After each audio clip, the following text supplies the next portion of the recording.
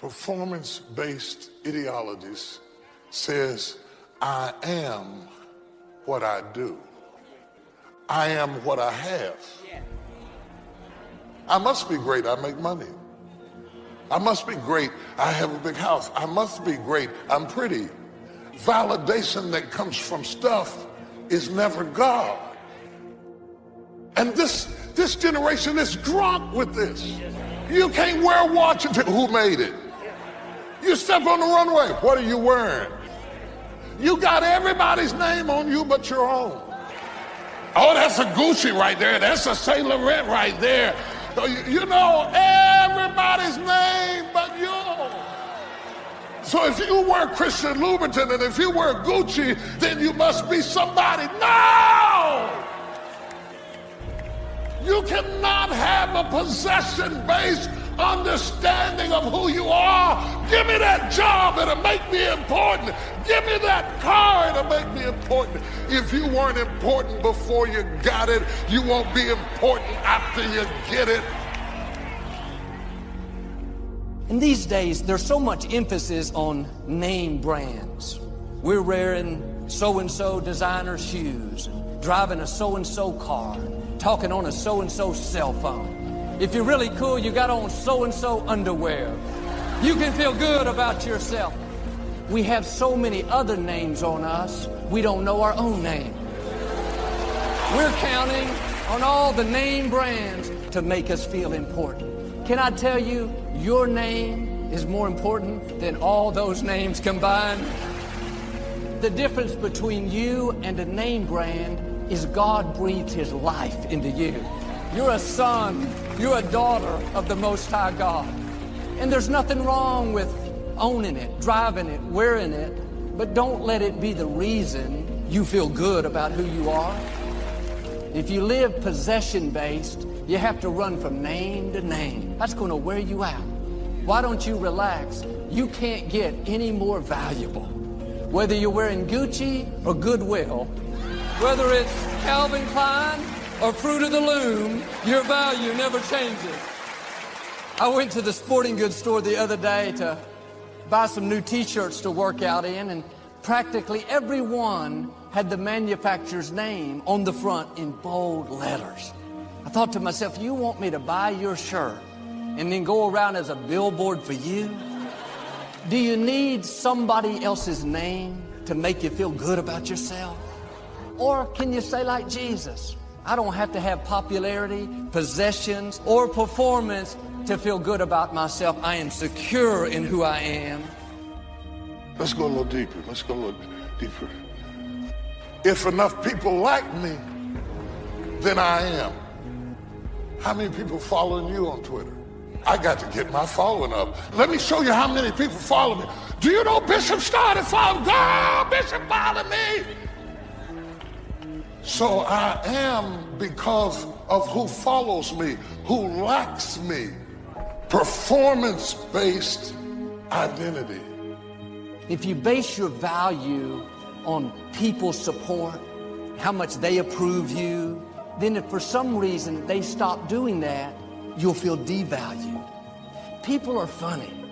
They'll say you're beautiful one day and I don't care for you the next.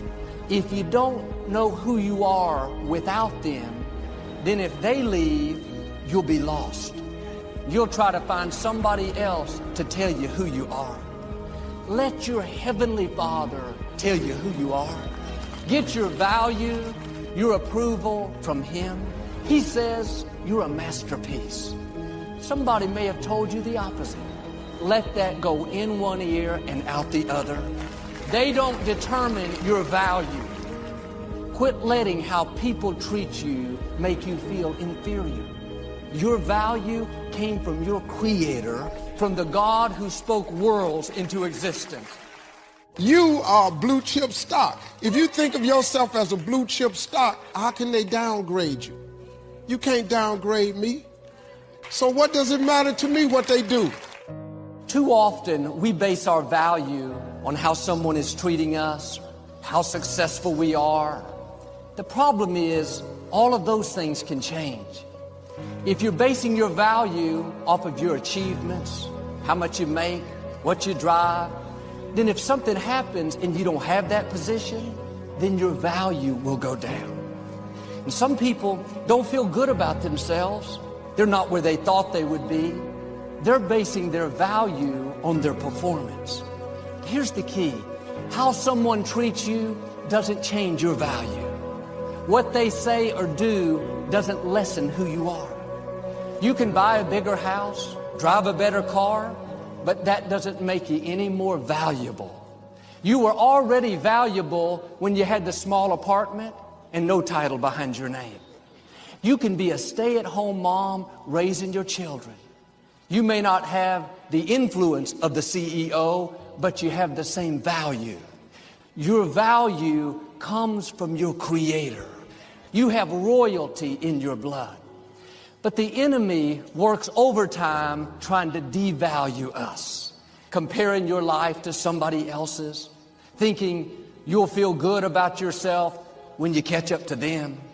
But nothing you do will make you any more valuable. You are valuable right now.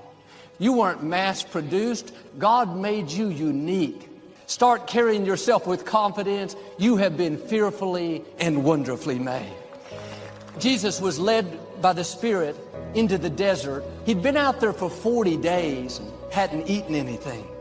The enemy said to him, "If you're the Son of God, turn these stones into bread." He was trying to make his value be based on his performance. Jesus wouldn't do it. He said, "Man doesn't live by bread alone." He was saying, in effect, I don't have to do anything to prove who I am. The enemy couldn't deceive him into getting his value out of being performance-based, so he tried possession-based. Showed him all the kingdoms of the world. He said, "You can have it all if you'll just bow down and worship me." Jesus said, "No thanks."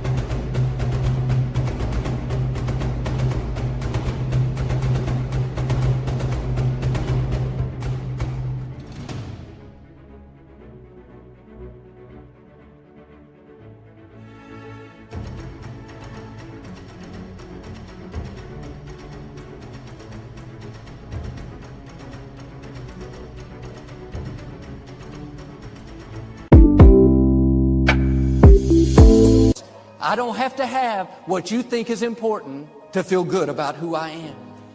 So the enemy tried one final thing, popularity.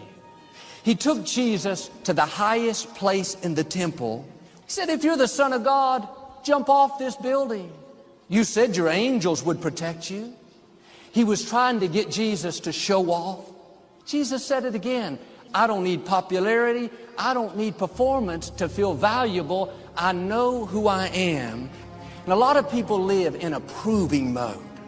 They can't feel good about themselves unless they prove to people they're important. They're always having to outdo, outperform, outdrive, outdress.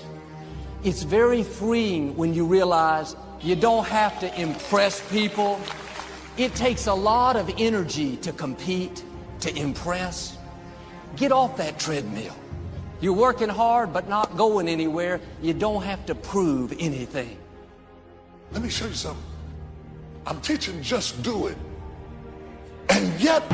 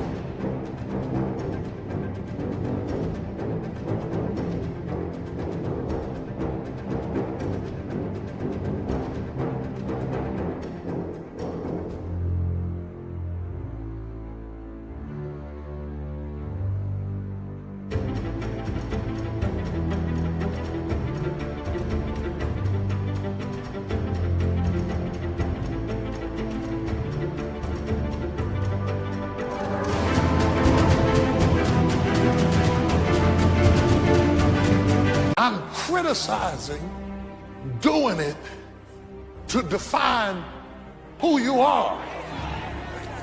Which way is it, Reverend?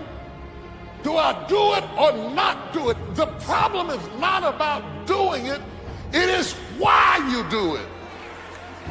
What I am criticizing is putting the doing before the being, so that you think that if I do this, I will be somebody. If they like me, I will be you got it backwards. The people that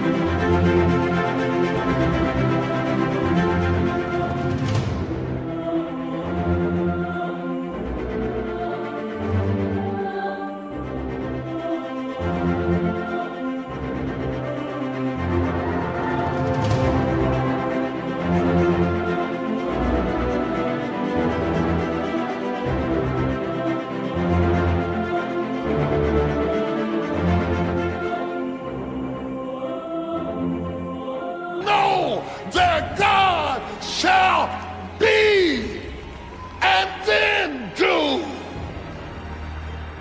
Because you are who you are, you can do what you can do. But if you're trying to find out who you are by doing things, you have to start with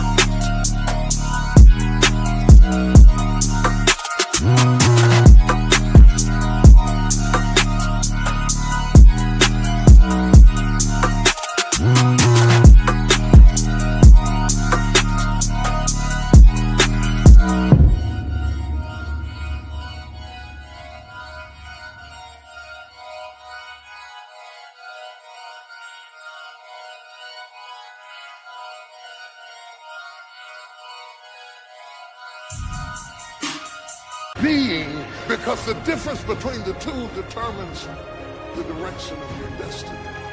If you're always seeking a certain status to validate who you are, you're never going to have peace. You can't climb up to find yourself. You have to find yourself so you can climb up. So that means you could be rich while you're broke. You could be healed while you're sick. You could be loose while you're bound. It does not yet appear what you shall be, but you got to be it before you can get it.